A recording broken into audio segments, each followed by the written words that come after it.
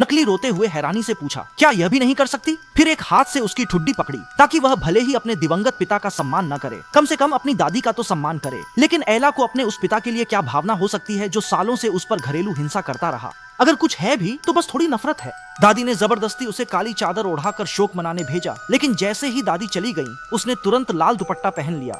दादी ने यह देखा तो उनकी आंखों में आंसू भर आए, लेकिन मेहमानों की भीड़ के कारण वह अपनी नाराजगी को जबरन दबा गईं।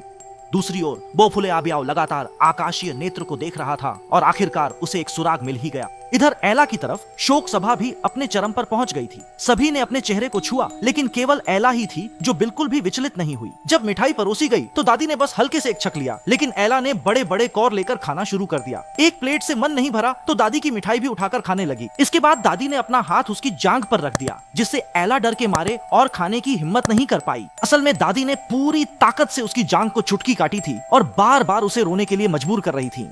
इस समय चाहे कोई भी औरत कितनी भी मजबूत क्यों ना हो, इस तरह की यातना सहन नहीं कर सकती और आंसू अनायास ही बहने लगे। दादी ने देखा एला रो रही है, तब संतुष्ट होकर हाथ हटा लेती है, इशारा करती है ऐसे ही आगे बढ़ना चाहिए। एला सहन नहीं कर पाई और उठकर बाहर चली गई। अहुई ने देखा तो वह उसके पीछे चला आया। अथंग लगा वह एला परेशान कर रहा है। उसने जल्दी उसकी शर्ट पकड़कर बिजली के खंभे टिका दिया।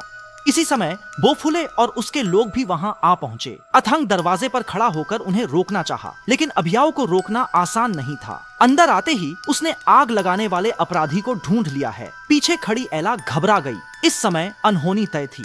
अभियाओ ने अपने अधीनस्थों को पकड़ने का आदेश दिया। हैरानी की बात यह थी कि जिसे पकड़ना था वह नौकरानी शियाओ हुई थी।